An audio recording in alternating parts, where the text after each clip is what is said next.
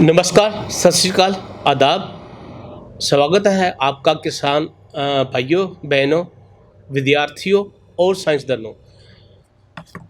दोस्तों, आजकल जो समय है, समय ये है धान की सीधी बुआई का।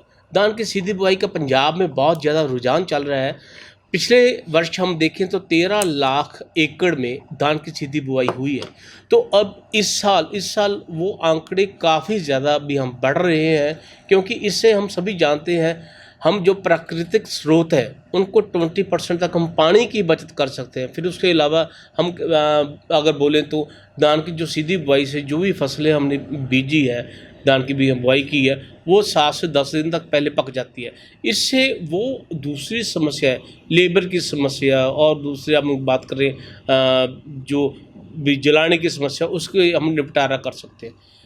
इसके संबंधी हमने वार्तालाप कर रही है। आज हमने दिलचस्पी बनाने के लिए आपके सामने भी डॉक्टर मक्खन सिंह भुल्लर को न्योता दिया था भी आप आएँ और हमारे पाठकों के साथ बात करें। डॉक्टर साहब, आपसे मैं पता करना चाहता हूँ, सबसे पहले ये धान की सीधी बुआई नई तकनीक है। ये धान की सीधी बुआई है क्या चीज़ और इसके क्या फ़ायदे हैं?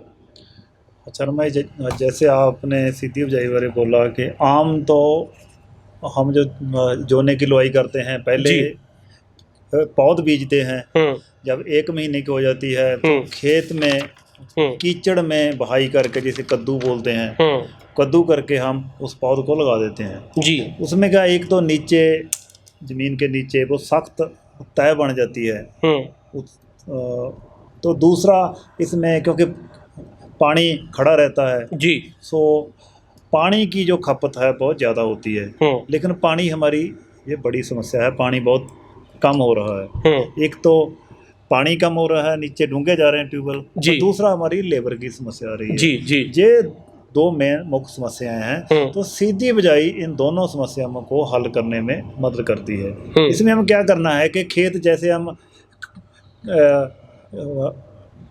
जैसे गेहूं के लिए, कपास के लिए, मक्का के लिए हम पहले पानी लगा देते हैं जी। उसके बाद जब खेत बत्तर आ जाता है, यानी हम ट्रैक्टर चला सकते हैं, हल्की सी बहाई करके खेत को तैयार कर देते हैं, 200 आगे लगा देते हैं, और शाम के समय खेत तैयार करके ड्रिल है जो जोना बीजने वाली, उससे हम बिजाई कर देते हैं जी। और जी। हम बोलते हैं कि कोशिश करो, जो लकी सी ड्रिल यूनिवर्सिटी ने बनाई है, अब तो किसान भाई भी उससे, पंजाब में भी है, हरियाणा में भी है, वो बिजाई के साथ साथ नदीनाशक की स्प्रे भी कर देती है। तो उसके साथ आपने बिजाई करके स्प्रे कर देनी है जी। डॉक्टर साहब, अब बात ये चलती है भी, इसके लिए उचित समय कौन सा है, और पंजाब कृषि विश्वविद्यालय की तरफ से कौन सी किस्में जो धान की हैं वो इसके लिए सिफारिश की है, इसके बारे में आप बात करें।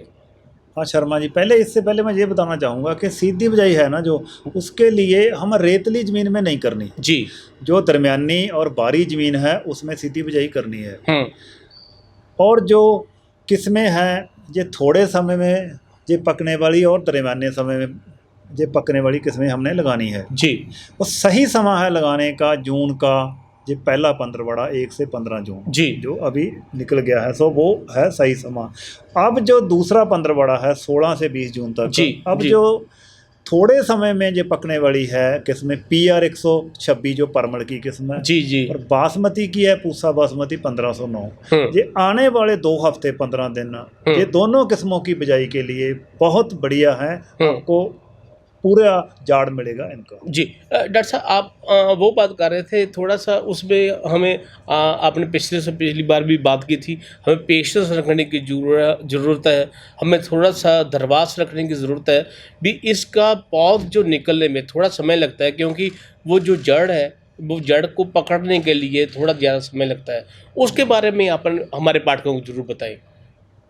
हाँ शर्मा, जो सीधी बिजाई की जैसे बढ़िया ये 2 तकनीकें हैं। ज़्यादा फार्मर सूखे में बिजाई करते हैं जी, बाद में पानी लगा देते हैं जी। फिर 3-4 दिन बाद फिर पानी लगता है, हफ्ते बाद फिर पानी लगता है, 15-20 दिन में 3 से 4 पानी लग जाते हैं जी। उसमें एक तो पानी की जो खपत ज़्यादा होती थी जी दूसरा ये खरपतवार ज़्यादा आ जाते थे जी क्योंकि नदीनाश की जो परत है जी वो पतली हो जाती थी और तीसरा लोहे की समस्या आ जाती थी। सो उनको सॉल्व करने के लिए पिछले साल पंजाब कृषि विश्वविद्यालय ने एक नई तकनीक दी है जिसे हम तारबत्तर खेत में सीधी बिजाई बोलते हैं। उसमें पहले हम रौनी कर देते हैं जैसे दूसरी फसलों को देते हैं बिजाई से पहले। जब खेत हमारा तारबत्तर आ जाता है, तारबत्तर का मतलब है जब हम खेत में तुरते हैं हमारे पैरों के निशान तो दिखते हैं लेकिन पैरों में माटी नहीं लगती। अच्छा। जब आप ट्रैक्टर खेत में लेकर जाओगे तो ट्रैक्टर के टायर हैं उसके निशान तो दिखेंगे लेकिन उसके टायरों में माटी नहीं लगेगी। सो जब उस हालत में आ जाए तो हम खेत को हल्का बहाई करके 2 या 3 बार सुहागा पलेके मार के उसे टाइट कर देना है। उसके बाद बिजाई कर देनी है जी।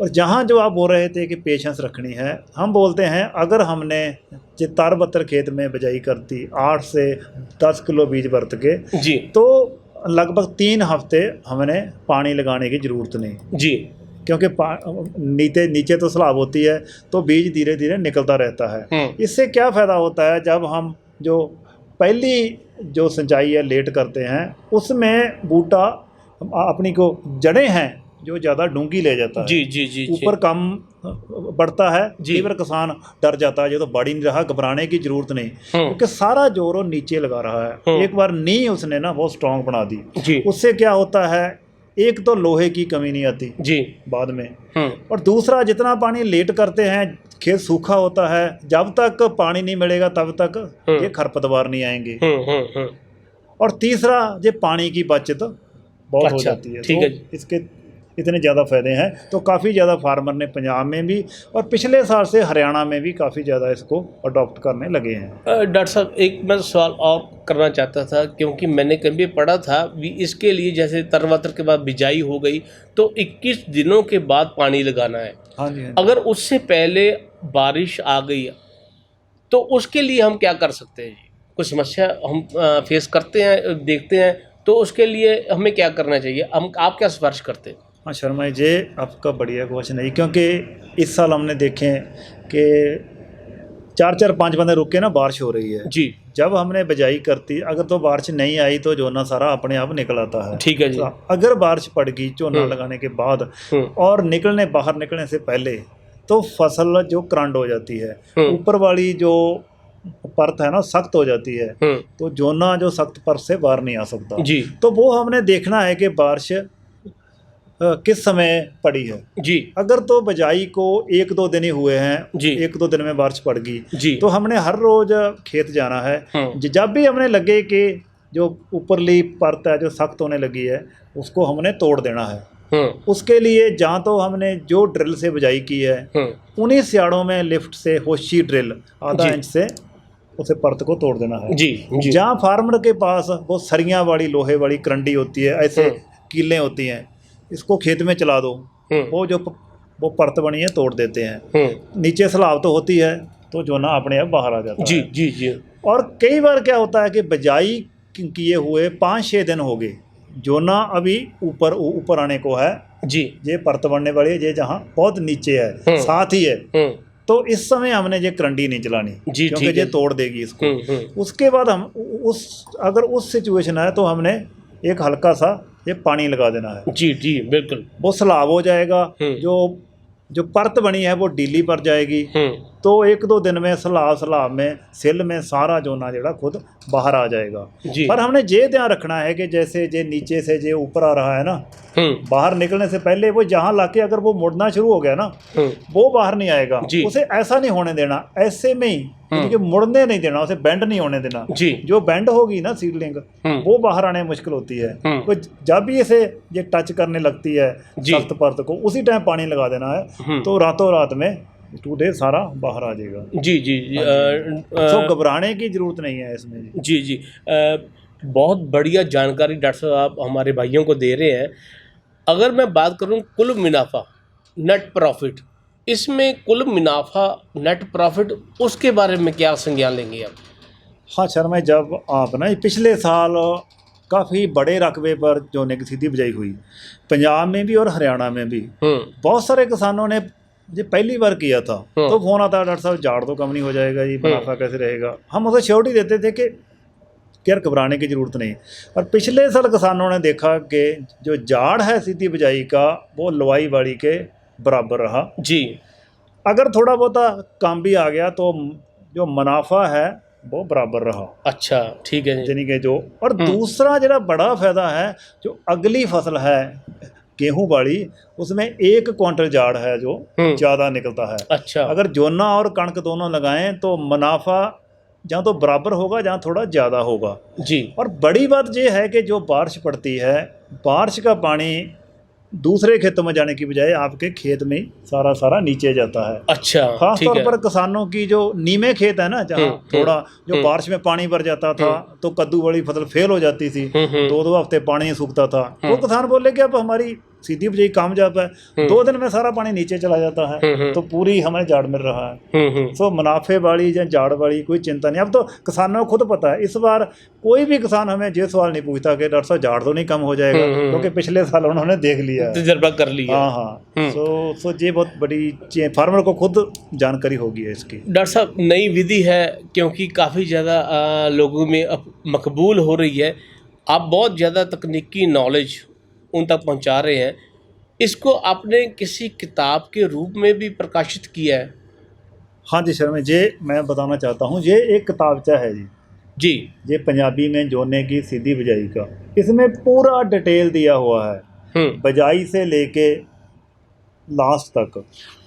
और दूसरा जैसे कई किसानों के पास बोलते हैं हमारे पास जोने की सीधी बिजाई की मशीन रही है, हम बोलते हैं अगर आपके पास जीरो ड्रिल है या हैप्पी सीडर है उसे में भी 1000-1500 लगा के आप सीधी बिजाई कर सकते हो। जी। और इसमें सीधी बिजाई के खास तौर पे पहली बार किसान कर रहे हैं, क्या करना है क्या नहीं करना है ये दिया हुआ है। और नदीनों ये खरपतवार जो ये काफ़ी समस्या आ जाती है उसके हमने फ़ोटो दिए हुए हैं।